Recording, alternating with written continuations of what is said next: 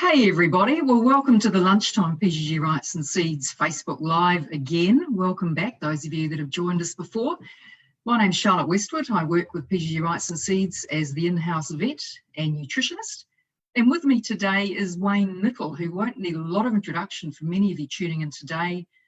Wayne's been with the business, well, over 20 years now, Wayne, but as your role as a agronomist and nutritionist, I'll leave you to do your own introductions and tell us what you get up to in your day-to-day job when you're not at home like we all are today.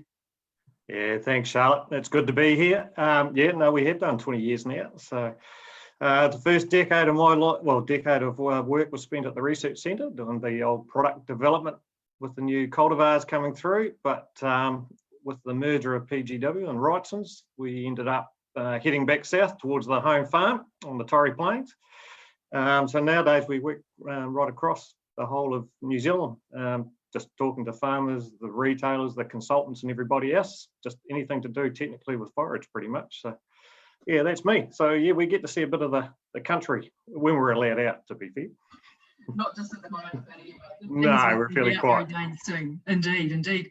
Wayne, given you've got quite a national role, we thought as an opportunity to catch up today to probably drill down more specifically into your local home patch of Otago and through into Southland, where you cover the Southland area along with our fellow colleague Brian Young and our research agronomist Ethan Butcher. But obviously, probably more of a North Island initiative that everyone will be aware of as Fed Farmers are leading the charge on trying to encourage more people to be doing feed budgeting, particularly those coming out from the drought, and in conjunction with Dairy NZ and Beef and Lamb, Ag First, was essentially looking at getting some more planning in place. Now, the last couple of Facebook Lives were focused very much on the North Island, so it's an opportunity really to see what's happening in your part of the world.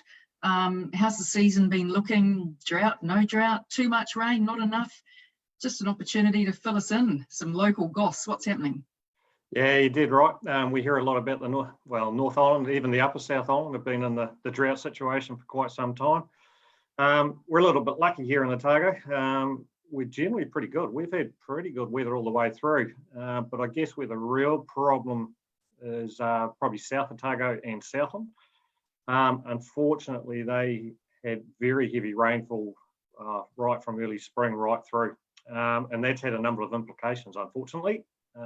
Pretty much the same as drought, just poor pasture covers all the way through, which has obviously flowed through into lack of silage, a lot less silage around, and probably the major effect going forward is the impact that it's had on crops. A lot of those crops were very late sown. For example, a lot of the Swedes and kale weren't sown until even January, and the implications of that is obviously reduced yields. So looking forward, feed's pretty tight in the Otago circumstances. Currently though, things are actually not too bad. We are getting a bit of moisture, which is a positive. Soil temperatures are holding anywhere into the early to mid-teens. Actually just looked on the Southern Dairy Help, as you do, which is our local research for dairy. And they currently grew last week about 40 to 50 kilos, and their soil temp was about 11.5. So yeah, so things aren't too bad. But yeah, it's just a bit of planning going forward, I guess, is the next step. Yeah, well, at the moment, but yeah, notwithstanding that, obviously a lot of the crop areas, as you say, are down in yield. What's your approach when you're talking to farmers at the moment, Wayne, with regard to planning? Advocating similar things to what Fed Farmers are saying up north, the same principles are applying?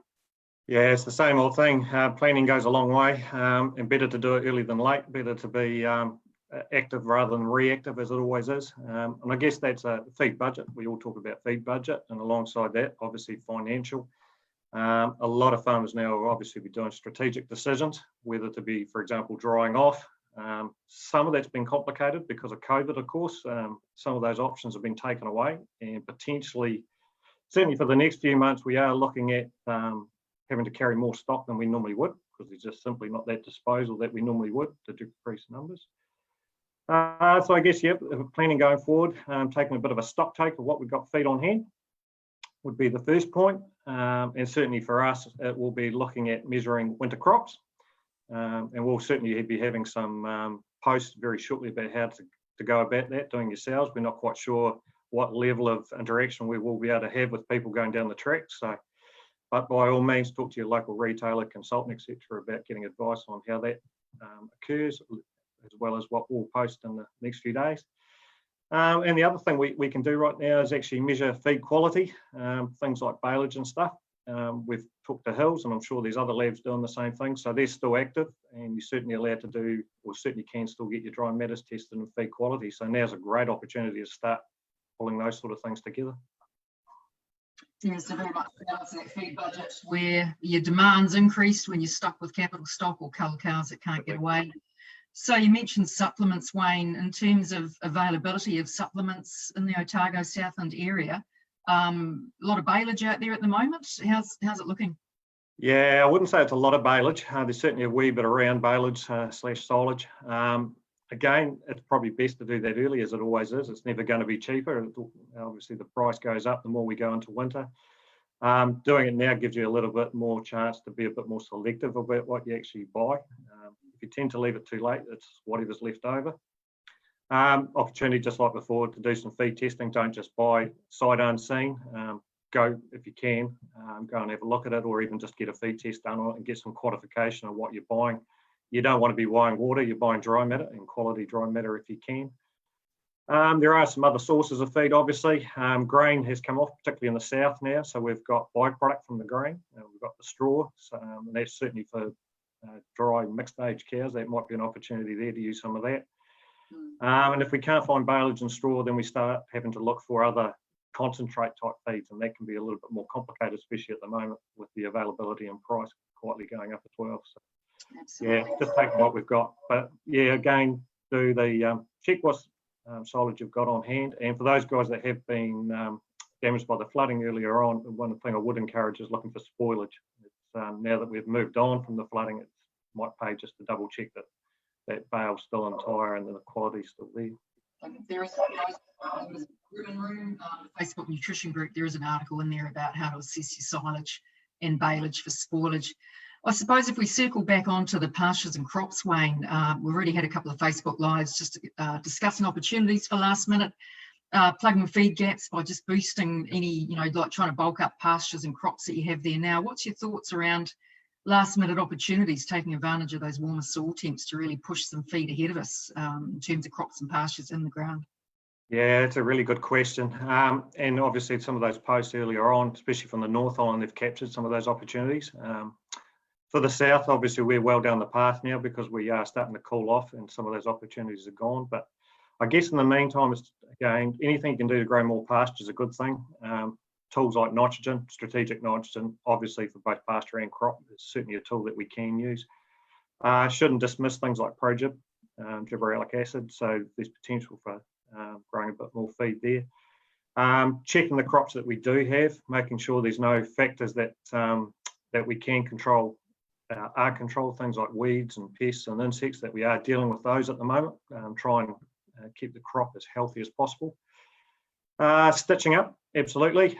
Anything that's got bare grounds are only an opportunity for something we don't want to grow there will grow, things like annual grass and weeds. So take the opportunity to stitch it up, and that'll obviously have flow through effects, particularly with the Italians, into spring to boost spring production.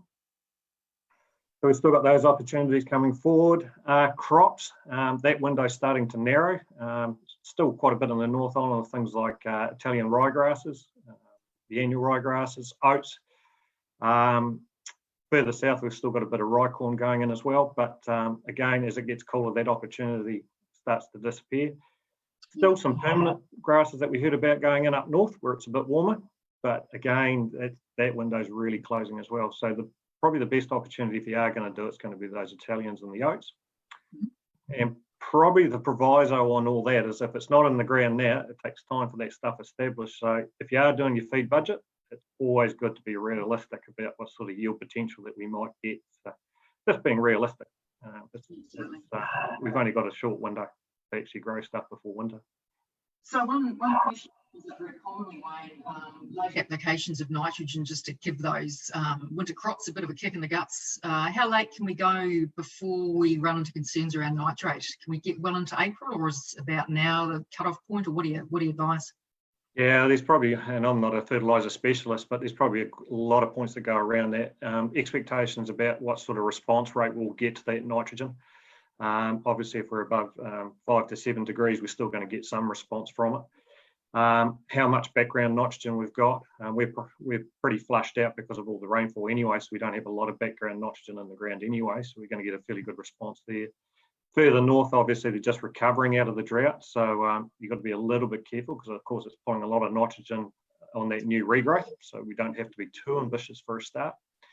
And then, as you say, we've got to be careful we don't overdo it. We've got issues around nitrate, and we've also got to be a bit careful on the environmental front as well. We don't want to overdo it on that front as well and lose the nitrogen in excess. So we've got to be careful there as well. So there's no right or wrong. The best thing I can do is tell you to go get us some advice from your local fert rep. They'll know the conditions a lot better than what I will. Yeah, and that sums it up, doesn't it? We can't really give broad brush recommendations in terms of one size fits all. So I guess what you're saying, Wayne, is very much repeating Fed Farmers, MPI, Dairy NZ, Beef and Lamb, and Ag First Initiative, which is, you know, you can't manage what you don't measure. You've got to get a feed budget in play, and if you haven't got a feed budget sorted, if you feel a little bit out of your depth or whatever, lots of people to go to, and initially Fed Farmers, and then they're running a bit of a triage service, if you'd like, in terms of defining what your needs are, and they'll help put you in place, put you in touch with whether it's simply a crop yield required heading into May or a bigger picture. So really support that initiative, to get hold of them. If you're feeling a little bit overwhelmed with everything, you know, of course, Rural Support Trust is the key ones to go to. But if you're chugging along mostly okay and you just want some extra help, yeah, try Fed Farmers, or very much so PG Rights and Seeds. We've got agronomists all through the country who will know just what's happening locally for you and be available to help with any local advice, such as Wayne, Otago, Southland, along with Brian Young down there. So, you know, gosh, we're kind of all stuck at home, so very available. We can't get on farm with you, but happy to look at photos, just, you know, of crops, pastures, and then do crack into doing some crop yields packs in May, just to know where you're at. Would that be fair, Wayne? I mean, any other? Yeah, and I guess, yeah, absolutely. I mean, April's actually a fairly busy time on farm. Yep, I understand that. But planning, well, as I say, 4 weeks away, and we are starting our winter grazing. There's a number of things that go around that as well. We need to start organising portable fencing, water systems, baleage feeders. We need to lock all that in. The retail stores are still open, the farm retail stores, so there's no reason that still can't happen. Training for staff should be occurring now. We, especially new staff that may not have experienced wintering before, so that can occur. The other thing that's coming up on the radar, especially if you're out grazing, is organising vets, checking the grazier's got enough feed on hand himself, organising trucks. All that's got to start happening in the next wee while as well, to make sure it's all locked down.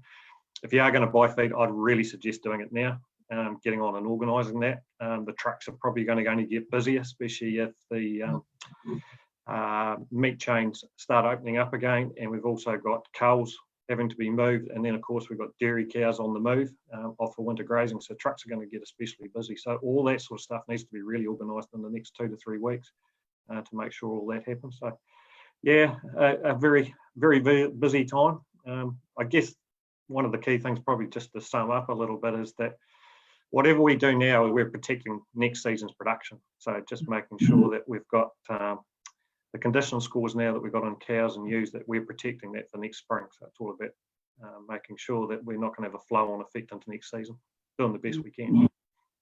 Lots of milk production and reco performance off cows, and then obviously in terms of you know, live lamb drop, good colostrum production on your ewes, preserving body condition on capital stock classes. So whilst I don't know what the situation will be with anyone coming out to do your condition scoring, if you've not condition scored before, don't panic if you can't get them scored, but certainly just a skinny fat early lates in terms of for your cows, even if you can't for this particular year get a number apportioned to it. You know your stock classes. Same with the ewes, just running them through. If an otter out to the ram, just understanding which one's going to need more of a push in terms of pre-tup if a ram's under out, pre-tup flush. So, yeah. Well, I mean, we'll finish up now with absolute sincere thanks, Wayne. That's been a lot of information. Not a problem at all. A lot of help to a lot of people. So, any other questions, just bomb them in on the comments. Any other topics that you'd like drilled down to in more detail, we can probably put up a checklist, Wayne, of some of the things that you've covered off just in that last couple of minutes, particularly because the tick the box checklist isn't a bad thing when everyone's busy, just to tick off what needs to be done. But yeah, so thanks very much for joining today. Wayne, Fountain of Knowledge, Wayne is available like all of us on the team. Just let us know how else we can help. Bit of a trying time, but we will get through this. Thanks very much, guys. Have a great afternoon. Charlotte. See you, Wayne.